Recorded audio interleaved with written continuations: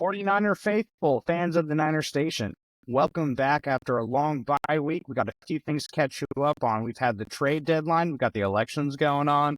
We've got a lot of things happening in Niner world. So, guys, let's kick it off. How are you guys doing? Let's get going here. Nice to see you, fellas. I feel like it's been a minute since we've been on the podcast, but that's because the 49ers have been on a bye. And since it's been a bye, we've had lots of time to think and wonder if the 49ers were going to make a splash move before the trade deadline.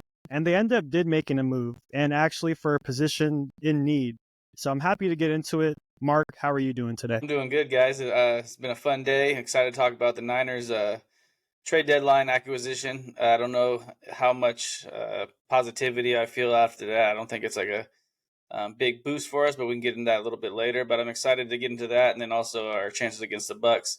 It was really nice to watch them play on Monday Night Football, kind of the lone game, so we could kind of get a real evaluation on what they might look like against us on Sunday. So what do you guys, let's get into it. What do you guys think about the acquisition that we had today in Khalil Davis? Khalil Davis, defensive lineman, coming to the Niners. We didn't really offer much for him, right? He's going to be an above-average rotational piece, is my opinion. Definitely a depth piece that we need going into the season. We knew that defensive line was solid-ish, I guess, right? We've all talked about it in the Niner Station that, we like the additions of Malik Collins and Jordan Elliott, but realistically, we have felt that there's still a gap, right? We didn't invest in the defensive line heavily in the draft this year. Instead, we took players like Renardo Green, Malik Mustafa, and we took Dominic Pooney, right? We didn't really take a defensive lineman, I think, until later in the draft. We were just kind of hoping that, maybe Drake Jackson's healthy. Well, he wasn't. Maybe Robert Beal shows up. Well, he's okay.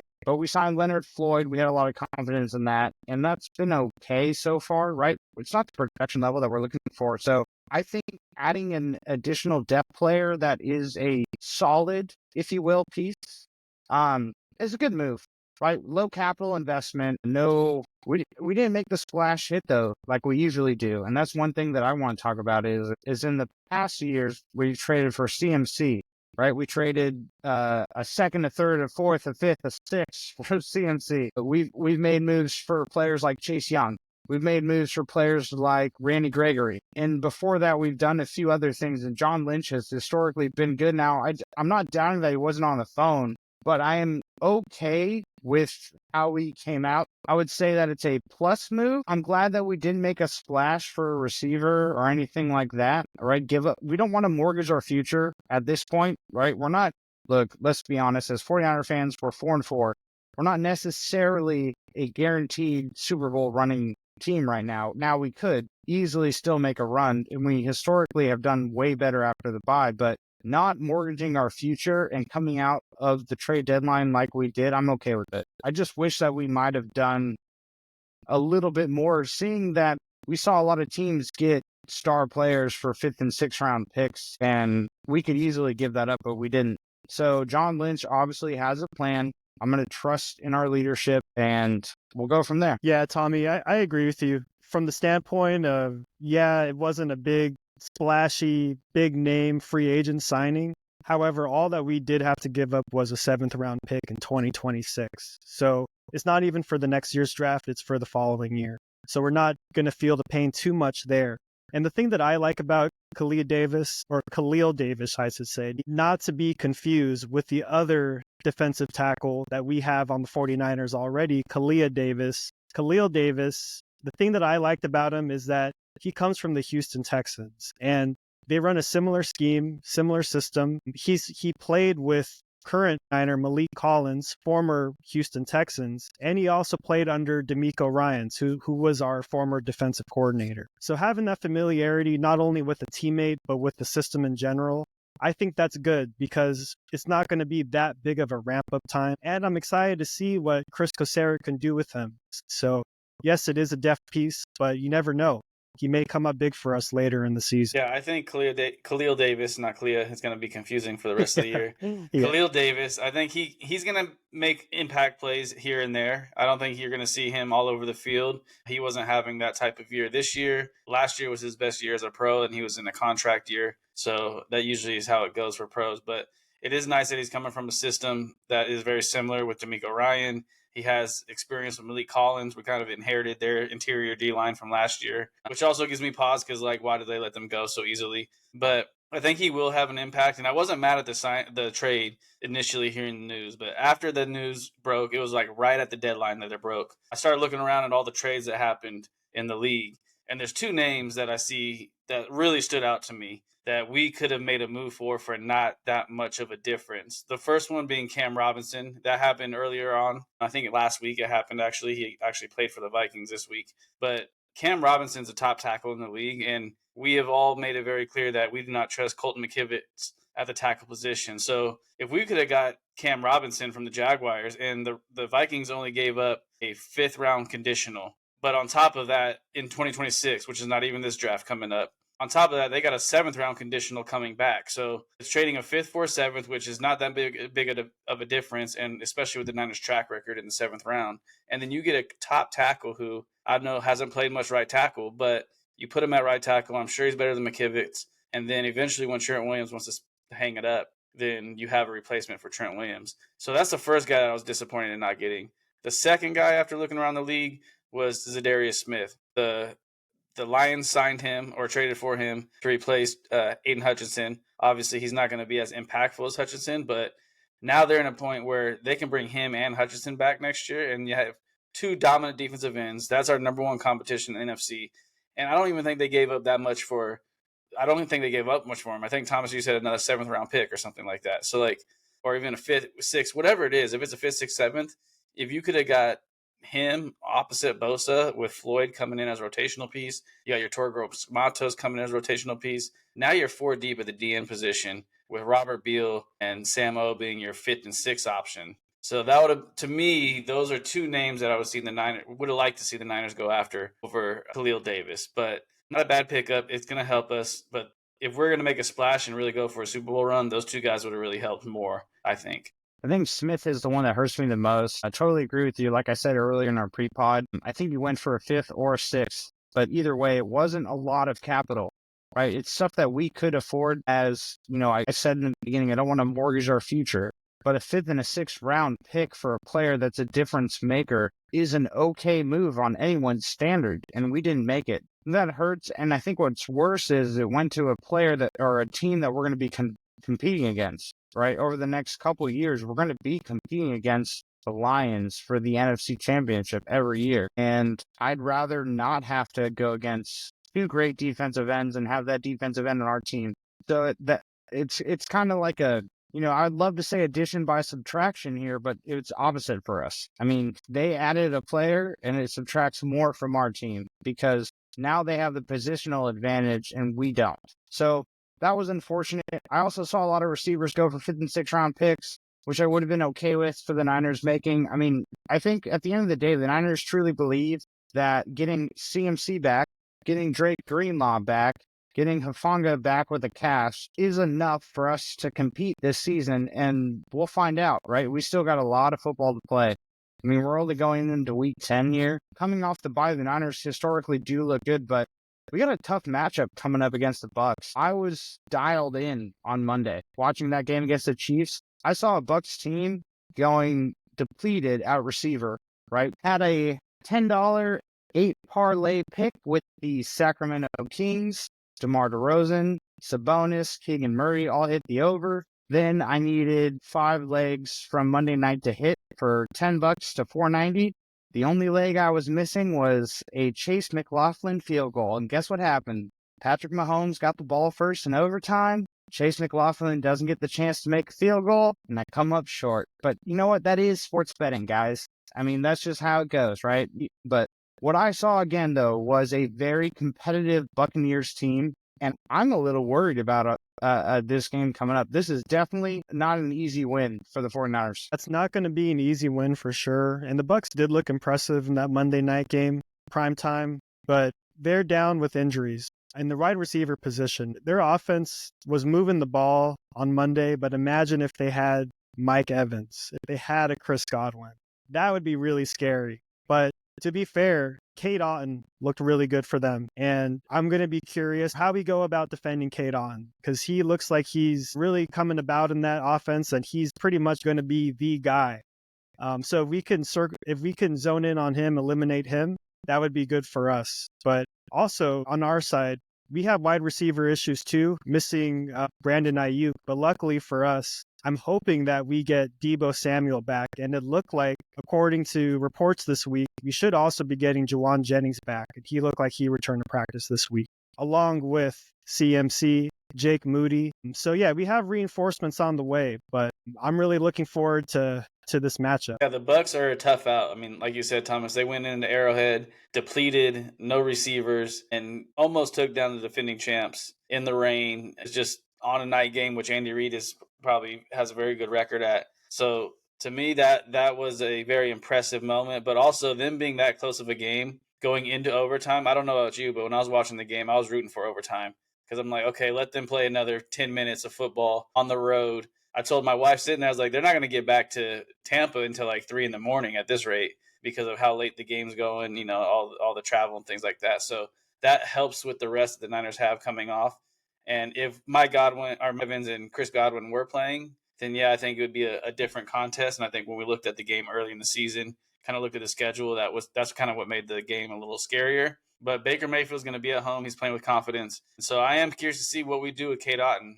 You're probably going to see Deommodore Lenoir on him times. Hopefully no Devondre Campbell. Hopefully we can see D. Winters or Fred on him in coverage if they got to cover him. But that's going to be an interesting battle between the 49ers defense and their offense. I mean, I will say this. The one thing is when you don't have all your receivers and you kind of have to rely on guys that haven't been there, you got to get creative with your offensive scheme. As an offensive coordinator perspective, now I can throw things at you that you've never seen because I've got to come out and kind of show things on film that we want to run with Mike Evans and Chris Godwin. So I'm curious to see what they come out with. It's going to be a different look, but it's going to be a good game, and it does come down to stopping Otton because he's the biggest threat. And Bucky Irving, too, is also a good runner of the football. So see if our run defense can step up. Khalil Davis has an impact. I will say this, their defense is very good.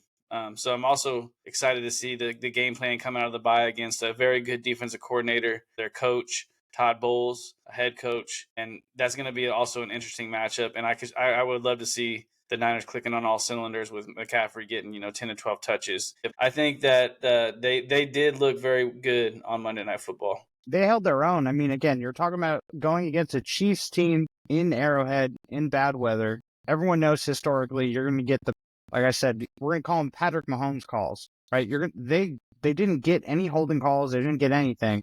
It allowed, and the Bucs still were able to figure out a way to keep it competitive and send it to overtime. Yeah, Cade Otton is going to be a threat. I have faith in our linebacking core and our defensive coordination to make the right calls, so where we're not lined up with Campbell against Cade Otton in as many formations as we possibly can. But at the end of the day, they got a three-headed monster at the running attack, right? Rashad White, Bucky Irving, Sean Tucker. It's going to be the hot hand is who's going to be, getting the ball more that's just kind of how they've trended towards. But all three are threats, not only in the running game, but in the screen game. All three can catch out the backfield. So I am a little worried. We're going to have a lot of situations where Baker also scrambles for a first down, right? I mean, we're going to have to spy Baker. He's proven it this year time and time again that you have to respect his athleticism. He's not as quick as Brock Purdy, but he's shown that he could scramble for a first down on multiple plays. In any given situation, even under pressure, right? I mean, you can't really get more pressure than an away game in Arrowhead against the number one team in the NFL in bad weather. And he showed up. So when we're playing them, I'm worried, but I do have faith that Fred Warner is going to have a great game. We're going to need players like Fred Warner to be all pro Fred. Otherwise, it's going to be a blowout. I mean, even with their lack of receivers, they can run the ball all over our team. Now, one thing that was interesting that I'll transition really quick, and you guys might have saw this, is towards the end of the game, the Chiefs went run heavy with Kareem Hunt. If we can go run heavy with CMC, Jordan Mason, Isaac Guerrero, and do the same thing that the Chiefs did, our offense could control the clock. We could control the ball. We could mask our issues at wide receiver doing the same thing the Chiefs did. Do you guys see the same thing? Yeah, I could totally see that. And I guess my question to you, which makes me curious, since this is Christian McCaffrey's first game back, do you see Christian McCaffrey being on some type of pitch count or being limited in any way? Because we're still not quite sure the status of Jordan Mason. I know Isaac Guerrero is probably going to be good to go, but do you guys see Christian McCaffrey on a pitch count, or is he going to be locked and loaded, good to go? I would hope you see a pitch count. I feel like that'd be very hard to ask a guy to come into a game in the middle of a season against teams that have been playing all year, who are in football shape, and say, hey, 20, 25 touches here between run and pass. So, like I said, my ideal touches for McCaffrey would be like 8 to 12. Maybe 4 catches, 8 runs, and then you can sprinkle in other guys. And I think just doing that gets his feet under his legs and allows him to get in the rhythm of the game, progressing him not only to be ready for the rest of the season, but also maintain the freshness. Because I will say this, if he does come back and is like even 80% of his old self, 85% of his old self, you'll have a fresh Christian McCaffrey because he hasn't been used the whole first half of the year. So I would like to see them ease him in. Knowing Shanahan, this will be a game that, the Niners are up by 10 points in the fourth quarter, and Christian McCaffrey's getting handoffs, going for his 21st, 22nd, 23rd touch of the game. And McCaffrey's going to be sore after one game of the season. So I would like to see him on a pitch count, but I don't know if Shanahan can physically prevent himself from putting McCaffrey in the game. Yeah, I'd love to say, let's put our tinfoil hats on here. And I think I was telling you guys, my conspiracy is the reason why the Niners didn't make a splash hit is because they're very confident that Christian McCaffrey is actually going to be ready to go. Now, what we're hearing in the media, though, is the same thing that we heard that led to Ryan drafting Christian McCaffrey 1 overall. So am I worried that, do I have a healthy dose of skepticism for CMC actually being healthy? Yes, absolutely. I mean, let's be realistic here. The Niners downplayed his injury the whole offseason. And here we are going into week 9. They're saying he's healthy. It's almost like a I'll believe it when I'll see it thing.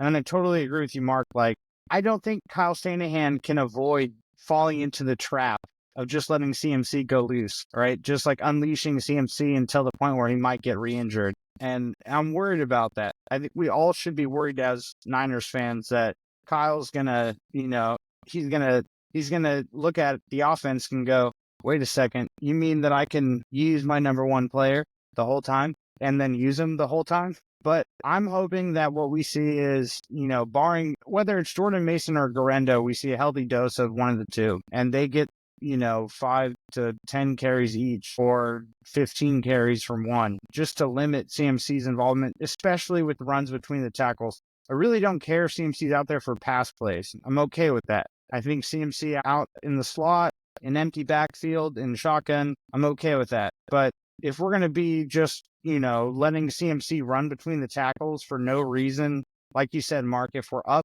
it doesn't make any sense to me. At that point, it should 100% be Guerrero or Mason, but we'll see. It's going to be up to Kyle Shanahan. Before you give your input there, I would just like to point out that if you would have taken Justin Jefferson over CMC right now, I'm pretty sure your fantasy team would be a lot better. Just throwing that out there. But go ahead and continue on your point about CMC. That's a low blow, Mark. That's a low blow.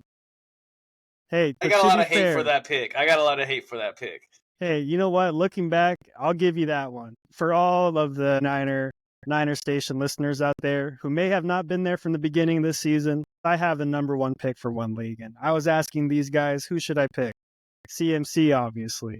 And Mark actually was advocating for Justin Jefferson. It sounded crazy back then. Sam Darnold was the quarterback. We had no idea. But here we are, week 10, and I'm finally getting to play my guy. And all I could say is I'm excited. Because at least from now, from week 10 to 14, it's going to be peak fantasy football for me these couple of weeks. So I'm hoping to not get a sacco, reach for the playoffs if I could. You guys, 2 low blows. But so you're much like the Niners. You're coming out of the bye week hoping your season turns around just like the Niners because of CMC. My fantasy team and like the Niners, we're going to be a second half team this season. You guys watch. I'll give an update in 5 weeks from now. See where things are. I will say this: Ryan and I are going head to head in the league that I'm commissioner of. That all 3 of us are in the Thunderdome. Hurt So Good versus my team. It's going to be a close matchup. It's a must win for me. Let's get some insider knowledge, Thomas. As someone who, on the other side, the Jordan Mason owner in this league, how do you feel about CMC coming back? Good question. Good All right, so question. Great we'll question. flip the script. We'll flip the script here. As a Jordan Mason owner in 2 out of 3 leagues and the majority of my best ball leagues, I'm a little worried because when you're getting for best ball, when you're getting production out of someone you draft in the 10th, 12th, 14th round, that's how you win a best ball tournament. That's how you make it and get your team into, a monetarily valuable investment. Now, in fantasy, in our redraft fantasy, it sucks. Luckily for me, I'm a running back heavy person. So losing Mason is going to be okay because I have players like J.K. Dobbins, might even start Nick Chubb, but I have enough flex room. So it's not ideal for me. But yeah, I'm a little worried though. If CMC comes back and takes over and Jordan Mason goes to 2 to 4 touches a week, and I don't know if I'm in first place in 2 leagues, and our league is the only one that I care about. In the other 2 leagues, I'm in first place. I'm gonna continue to be in first place. I'm not worried. I have great teams. In our league, though, which for whatever reason, though I'm commissioner, I can never figure out how to win our league. The league that I'm commissioner of, I can't figure out how to win, and maybe that's just because I use a different draft strategy or whatever it is, but yeah, losing Jordan Mason for fantasy owners is going to be a big deal. I think a lot of teams have anchored themselves on Jordan Mason, and if you don't have him, you don't understand the value you've gotten, right? You're talking about a 9th, 10th round pick, and you're getting RB1 production weeks 1 through 6, then he gets hurt. That sucks. Then all of a sudden CMC comes back and he's irrelevant. That could be terrible for fantasy owners. And not only for fantasy, but from a real life perspective, it's going to be once CMC is back this week and beyond, as a fan and fantasy owner, going to be interesting to track just how the backup running back situation is going to be with Isaac Guerendo up and coming and Jordan Mason having the start that he did and monitoring his health, of course. So that's going to be something to follow as the season progresses. And I was just going to make my point that my fear was that CMC would be like, and I heard this from a Trent Williams interview today. He was saying how when he came back from this season, even though he took that extended time off, he did feel a little bit rusty. And after that first game, he was a little extra sore because some of the guys spent the summer grinding, feeling hits, and just putting in that work, and he didn't. So my fear was that CMC may do good this week, but next week, for example, he may be a little sore, may feel the tendonitis a little bit. So that's something I'm also going to be checking out. Yeah, I mean, that's exactly right, because this is the perfect opportunity for Shanahan to put away his old habits and kind of learn from his dad. I'm pretty sure his dad was really good at like running back by committee and rotating guys and things like that. Obviously, when he had Khalil Davis and guys like that, he leaned on them a lot. But I would take this opportunity to learn how to limit McCaffrey's touches, like Thomas said, in between the tackles. Obviously, you want him out there on passing downs because he's a threat out of the backfield. But now you have no excuse of, I don't trust so-and-so, I got to go with McCaffrey. Like, Mason's proved what he can do. Guerendo's proved what he can do. How about we give, some carries to those guys and let McCaffrey stay healthy for the next 3 years because you just signed him to a deal. So learn this running back by committee process and keep our best offensive player as fresh and healthy as possible, because if McCaffrey is healthy, we are still a Super Bowl contender regardless of how the season has gone so far. If McCaffrey is hurt, we're going to need a lot of help through the golf god. I mean, not the golf. I'm thinking about golf, but through the football gods to get to the Super Bowl. So McCaffrey's a key component to us having success this year and getting that 6th Lombardi. And Shanahan, just please, when he comes back, go running back by committee. And then if you want to ride him in the playoffs, go ahead and beat him. But ease him into this the next few weeks and allow him to be fresh. I think I said earlier, tinfoil hats on. I think that we've been playing a game the entire season with McCaffrey. Tinfoil hat on. My conspiracy theory for the 49ers and the reason why we didn't do much of the trade deadline is we realized that we overran CMC the last couple of years. Like, ever since he's been on the team, we've overused CMC. I mean, that's a given with his attempts between running between tackles, passes, you name it. He's done it all. My tinfoil hat conspiracy is we wanted to prove before the bye that our backup running backs could actually carry the team, and we have. So now I'm curious to see is, okay, well, now that if my conspiracy is true that we were kind of downplaying his injury on purpose and saving him for a run because we know that if we overuse him in the beginning of the season, at the end of the season, he's going to be 50, 60% of what he should be, right? Now we're going to get full CMC for the next 9 weeks because if the Niners make a run, we have 9 more games until the end of the season. And then we got 4 playoff games till the Super Bowl. It's not a short season.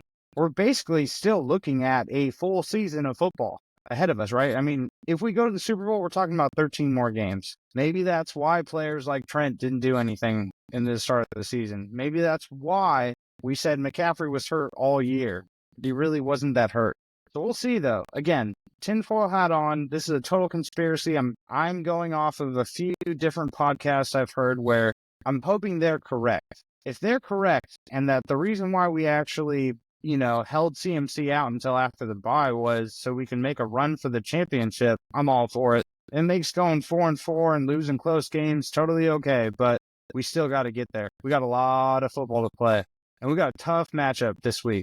Yeah, and I think it comes at a good time too, because if you think about it, if you look at our remaining schedule, like we are pretty much facing teams that are also, vying for playoff position in the NFC, and we could pretty much control our destiny. If we get wins over Seattle, the Packers, Bears, Lions, Cardinals, like that can really help our playoff position. Not only within the NFC West, obviously, if we beat our divisional opponents, but just beating the NFC opponents too. So if we could really do good and have this be a completely different second half for the 49ers, man, like who knows what our playoff situation is going to look. If they can win the next few games, right, like you said, we play the Packers. I'm looking at the Packers record. They're 6-3. So if we win this week, we're 5-4. We're 1 game back. And now you're looking at, okay, when we play them, bam, we have the tiebreaker head-to-head. We beat them. We have the same number of losses. Now the destiny's in our hand. We do play the Bills, which is going to be a tough game in Buffalo. So that'll be fun to watch. We play the Dolphins late in the year, who, although they have a bad record, when Tua's healthy, they're not an easy out. So this schedule is going to be really challenging. But hey, if you're a Super Bowl team, if you want to win it, you got to beat everybody. So I'm excited for the second half of the season coming out of the bye. Hopefully our injured guys coming back can kind of be that trade deadline boost that you would get if you traded for a superstar player. So if the Niners are going to make a push here, I'm expecting them to come out firing on all cylinders, take care of the Bucs, who are coming off a short week, tough game on the road, already decimated at receiver, and just win the game decisively and just move on to the next week and keep doing it. Because if they can get a winning streak going here, that's going to set them up beautiful for a playoff push. It's not about how you start, it's about how you peak. And if you peak at the right time, that can lead you into the playoffs and ultimately to a Super Bowl. Look at the Giants, the 2 Super Bowls they won against the Patriots. Not like they were the number 1 team in the NFC, but they just got hot at the right time. So that's what I'm hoping happens for the Niners. And it would be kind of it'd be the San Francisco Giants way of winning a Super Bowl, right?